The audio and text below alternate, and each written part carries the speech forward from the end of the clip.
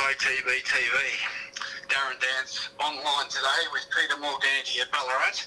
Pete, how's things going in the great state of Victoria?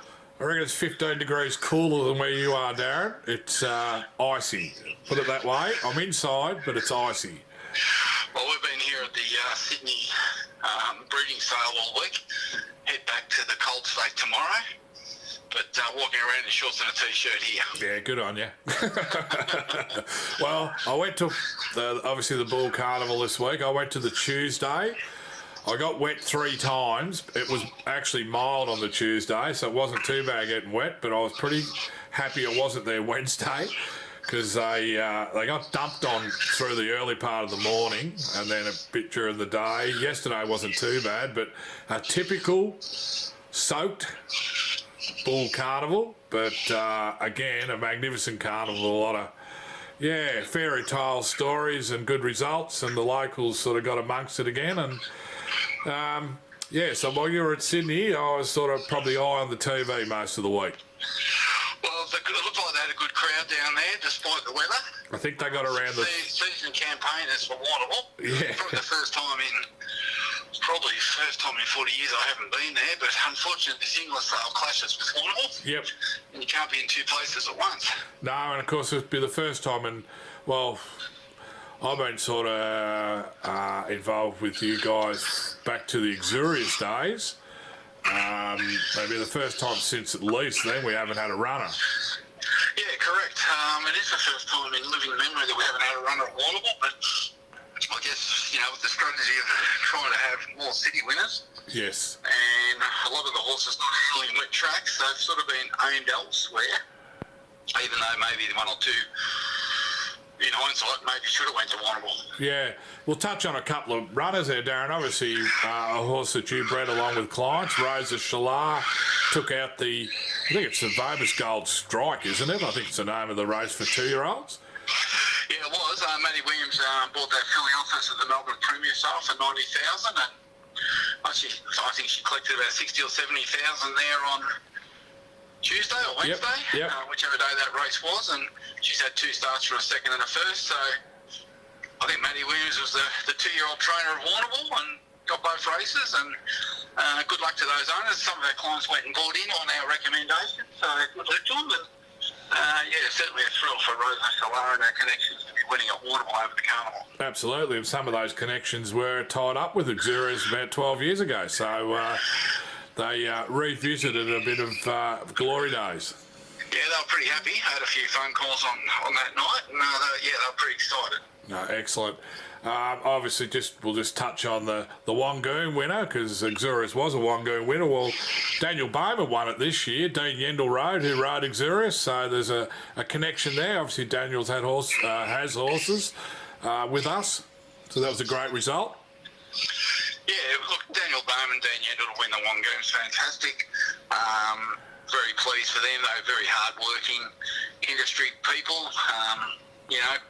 Daniel and Danita do it all themselves pretty much. And then you've got Dean Yendall, who's, just Mr. Everywhere. So, good to see. Yeah, Dean, along with John Allen and Linda Meach, rode 4 winners each, and I think we worked it out, there's 22 flat races, so they rode 12 of the 22, and all those... Dominated. Yeah, dominated, and great result in the Grand Annual, where Chris McCarthy, who's... he's an apprentice claiming jumps rider. He's about 32, so he's a late starter. He's only rode about 9 or 10 winners in his career, and was he a happy boy after winning the Grand Annual? Was a great result. For Ma, who's won 7. Yeah, well, they're very good at caper, aren't they, with those stayers, and, it's just fitting to see, people winning particularly the riders, they're not exactly in the top 10 Melbourne riders, and they get down to Warrnambool and, they ride and they have great success, and, that'll be the highlight of McCarthy's career, and rightly so. Yeah, by a long way. I think the quote of the carnival was, I haven't got the education to put it into words, and the way he spoke was brilliant, actually. It was a great interview, and look, I don't know how it works with Richo and Racing.com, but he's by far the best pre and post commentator for interviews. He seems to squeeze the best out of everyone, and he's got a passion for doing the job. He loves it, Richo. He's an asset to the industry. Yeah, for sure. So there, and plenty of other good results. Obviously, Matty Raymond won the Cup with Rolls. Ran on the old formula, Darren. We've been there a little bit. We haven't gone bang with the Cup winner, but run on the Tuesday, a little bit of a clean out, and then back up on the Thursday. Yeah, good training effort that, and the wet track certainly helped there. So yeah, they were walking for the last 100. Yeah, very tired. Anyway, that's the Bull Carnival done and dusted. The next big carnival's Swan Hill on the long weekend in June. So that's one of your happy hunting grounds. Yeah, a few of the drunks who are at Warrnambool will have to dust off their coats and head up to Swan Hill. But yeah, we like getting up there. It's a little bit more relaxed, Darren. I'm too old for those 3 nights in a row at the Bull. Yeah, she's a marathon. Absolutely. I did hear on the radio that there was some owners that were involved in a horse at Warrnambool were heading to Wagga today. That's keen. That's keen. Right, well, we had a couple of winners across the week. We had 6 runners. As they're listening to us talk, the focus is on a sheet. We've gone back to B-grade finances here for today's promotion of ATB TV, but we had Mean Girls at Binaway. Finally got a run, and she finally won, Darren. We don't know how or what, we had no vision, but she won by 3 or 4 lengths, and that was her swan song. Yeah, we've been waiting to win a race somewhere, and she got in there by a lazy 4.5 lengths, hard out apparently, so... Yeah. The rest must have been pretty average, but anyway, she got the job done, and she's online, and that goes live today, and hopefully she'll get sold. Beautiful. We went to Horsham now. The next, that was on a Saturday as well. Norma's Fleet on debut at Horsham. Look, just by the eye, it looked plain, but I think we may have said in summary last week that she just needed to get to the races and have a run. The track, tight turning track and the short distance probably didn't suit, but to run out of the way, I don't know what the wash up was with Tom, but she was probably beaten 8 or 9 lengths running 7th. More than happy with the debut on that track over that distance, and pleased that she was able to sort of pass a few late and had a good blow, and he'll have her pretty much wound up for a mile next. And as I said last week, you won't be tipping any hard earn on her until she gets probably up to 2,000. Yeah. But being a daughter of Done Deal, that's how they operate, and we've just got to be patient and get to that 3rd and 4th run before we put any money on her. Absolutely. Sunday we had 2 runners. We had Samurai Star at Werribee. Here is pretty good run at 3rd. It's a bit green.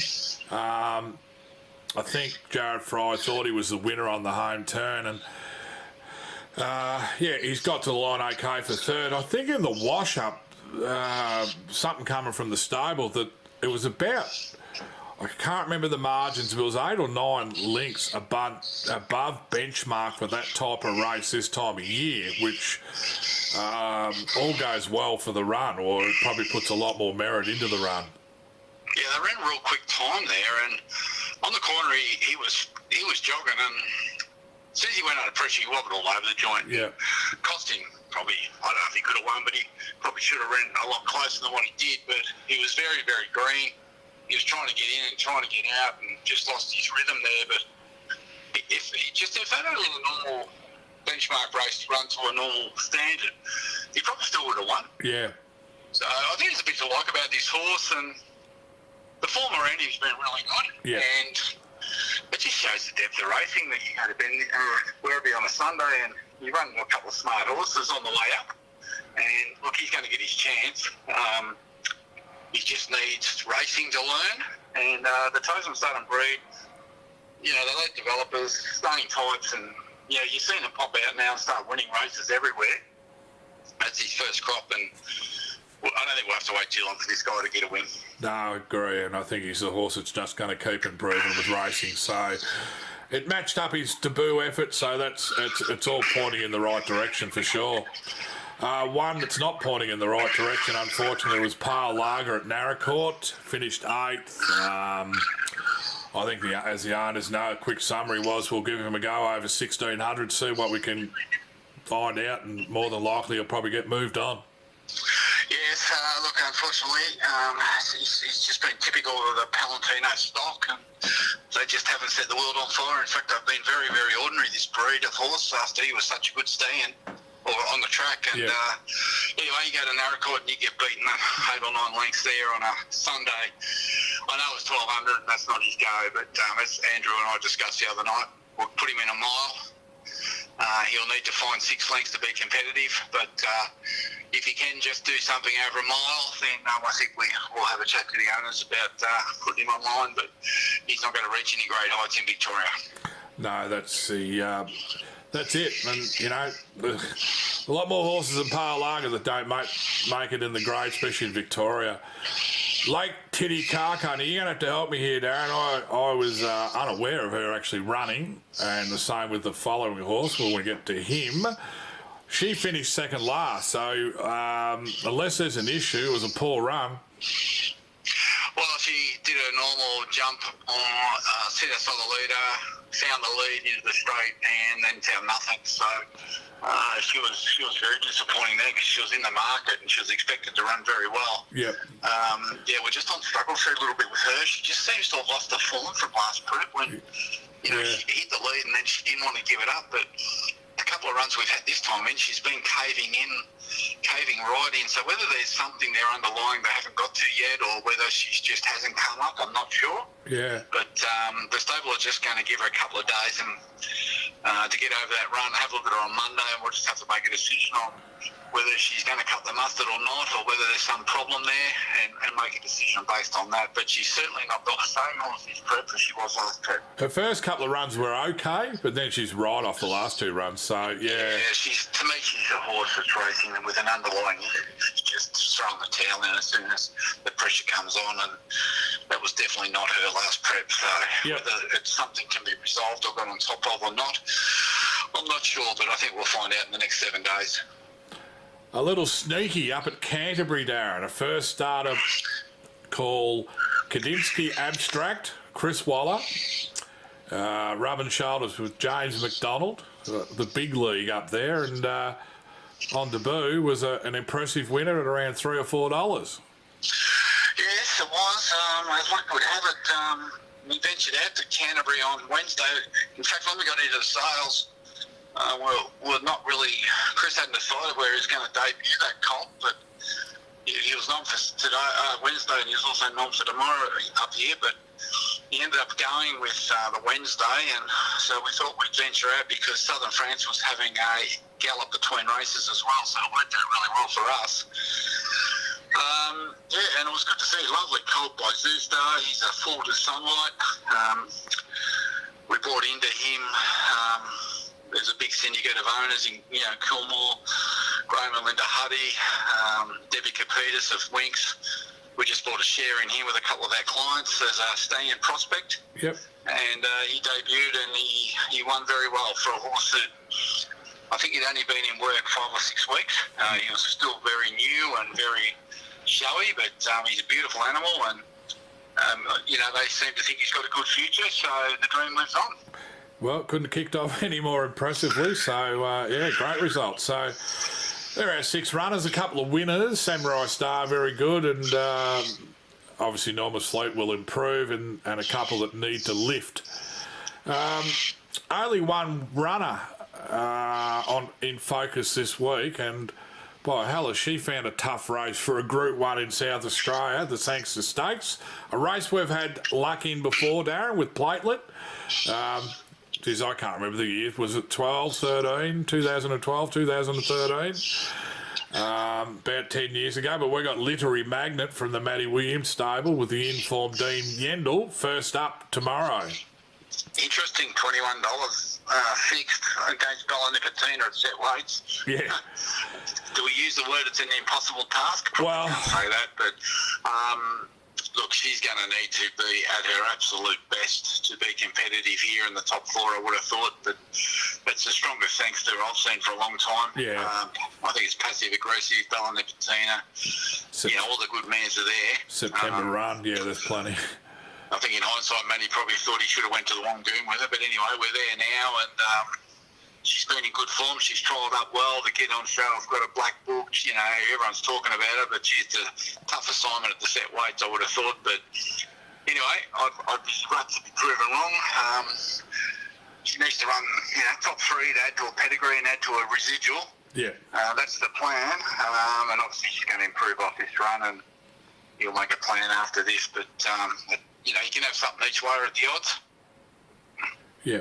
No, I agree. It's, you can easily find 6 horses there that you go, gee, they've done a little bit more than her, but that's not to say that, the best could be still ahead for Literary Magnet. Obviously, was the Group 3 first up at Caulfield, backed from 25s into 12s or 13, so those owners might have another little tickle up at those odds. Well, we'll see what happens, but I would have thought the weights behind the patina should be even money. Yeah, the weight. I think a 98 rater Literary Magnet, 112 rater Bella Nipotina. That tells you that we should be getting 7 kilos off that mare under handicap situation. So it doesn't always work out that way, but yeah, very hard to beat the toppy. But good luck to the Literary Magnet owners. I don't know if any are venturing over. I presume some will be. Yeah, there is a handful going that I'm aware of. Yep. So I think they'll be 8 or 10 on course there. Very good. They'll enjoy the experience, and it's a great facility. Yep. The club are very good to the owners there. So unfortunately, I'll be on a plane on the way back to the Antarctica of Ballarat. You're going to run into a bit of Antarctic weather, Darren, too. Yeah, I'm tempted not to come home, but I do have to feed horses on the weekend. So that's it. I know the following weekend we'll have a few going around. I think Samurai Star, Dandy Man, those types are going to front up next weekend or towards the end of next week. But we'll talk about them next week, where we might be back to some normality with ATB TV. I'll be back on deck for a couple of weeks. Yep. We'll be face to face again in the mobile studio in the Ballarat, what is it, Sebastopol car park or one of them? Delicone refrigerator. Delicone refrigeration system, sponsored by. But look, last week our tipsters, come on guys, you got to lift. It's like you can't even pick a double. That pays $20-something. They're all off. They've been really good for the first month. They were stiff on the jockey. I think he had 3 winners, 9 points. Yeah. Childs, and they had him at 7 and they had him at 9. Plenty had the 1 winner but got second, so it just shows how hard it is to pick 2 winners. So anyway, they're all around the money, but no cigar. This weekend. This weekend we'll go into the state to the Sangster. Yep. I want to see how many owners are brave enough to tip Literary Magnate. So we'll go to the Sangster. Yep. And then we'll go to the Coronation Cup at Sandown. And I'll give you a chance to exercise an odds on horse in that race. So we'll give someone a chance to be a winner. So the Coronation Cup in Melbourne into the Sangster in Adelaide. Give me the 2 winners and the exact margin. Yep. So I think it's doable, but the margin, I reckon there'll be more than one get at this time, and it'll be up to the margin. Yep. And then once again, we'll go jockey in Melbourne. Very hard to get the winning jockey on the points in Melbourne, given that so many of the top jockeys have gone to Adelaide, and then there'll be some are on holidays, and then others will be going to Brisbane shortly. So it's very competitive, and it's interesting. For me, it's been an absolute interesting exercise doing this and scoring them up and just seeing who gets points and how many rides they have. There's been some outstanding efforts, like Jordan Childs last week. Celine Gaudre's been in great form. Yeah. Some riders that don't necessarily get the opportunities of coming to the fore, and they get a chance to kick off their careers to another level. With the big riders being away, or out injured. So really looking forward to seeing what the scorecard looks like this week. Look a little bit outside the square, can't you? Sort of. Sure.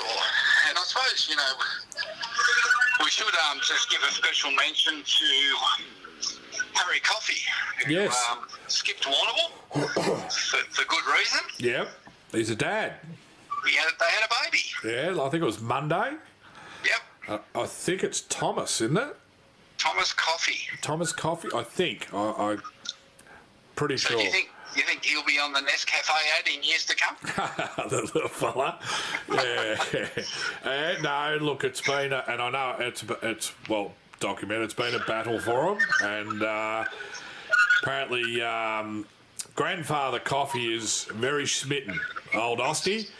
You wouldn't put Smitten and Ostie together normally, but yeah, good on him. He's absolutely wrapped. I want to congratulate the family. It's great to see, and I wonder why he wasn't running at Warrnambool. I mean, obviously, the birth of their first child is great to see, and you know, good country people. Oh, absolutely, yeah. And I think Harry did mention he'd be wheeled out for his first social showing during the carnival up at Swan Hill. Oh, Swan Hill, good stuff. Yeah.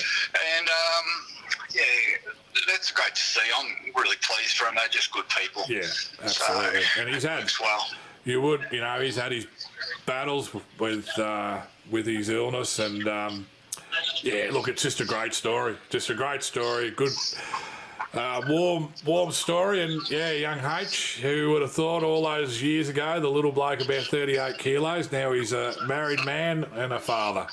Good on him. Yeah. All right, well, we'll wrap it up there, Pete. Yep. And we'll tune in for Victory Magna. I might just say congratulations to the owners of Capriccio, who went through here in Sydney last night at the chairman's sale in Falderzuster and made 500,000 Lovely. to the bid of Yulong. So congratulations to those owners. Today we've got 4 of our older mares going through, so all those owners will be looking forward to seeing what sort of result we can get there today. But probably one of the mares that's been on the list for a long time is Rockalicious, who goes through later on today in Foal to Stay Inside. She's probably will be our highlight lot for today, and she's been part of the team for a long time. Pretty much won her money back on the track, and we've done very well out of selling her foals at the sales. So she's been a good money spinner for the owners, but they only have a certain shelf life, these brood mares, and they need to be turned over. So that's good luck to the breeders today, and we'll get back on deck next week and start being a farmer again. We'll find a spot somewhere here in sunny Ballarat, and we'll hopefully can talk about some of the. Maybe a winner. We only got one we can give out this week, so let's see what happens. I'll be working around Bella Nipotina myself. Yeah, no, I'll back you there, Bella Nipotina. Maybe take the shorts. Just go into the other odds on or whatever it is at Sandown. First 4 with Bella Nipotina and Victory Magnate to robe it up into a first 4 and pick up 60,000 or something, Peter. That's your sort of form, isn't it? That's the way to go. Get the value horse in there. I just might give a shout out to Phil Britton with winning the Alice Springs Cup as well. I see that, and I think Madam Mischief might have won on the same day as well. Is that right? She did win. I think she got beat on that day, but she did win up there. So right. Ryan's won 4 races in a row, concluded with the Alice Springs Cup, and now he goes on to the Darwin Cup in August. Oh, watch out. So he's in great form, and Madam Mischief...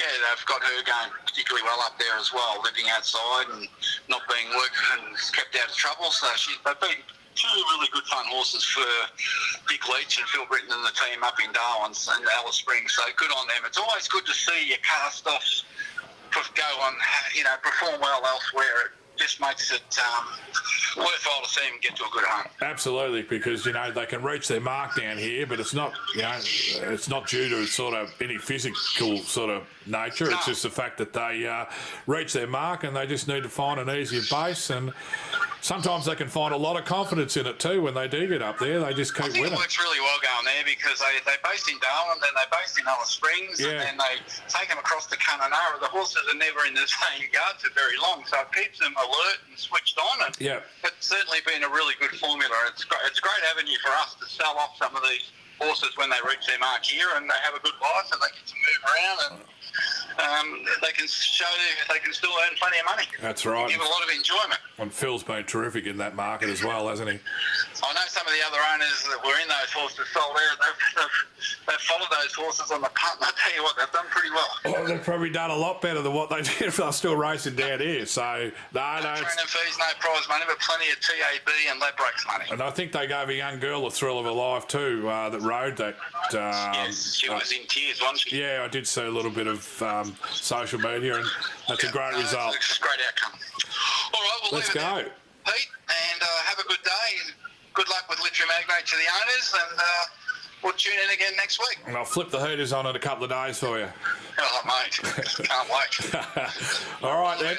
Cheers.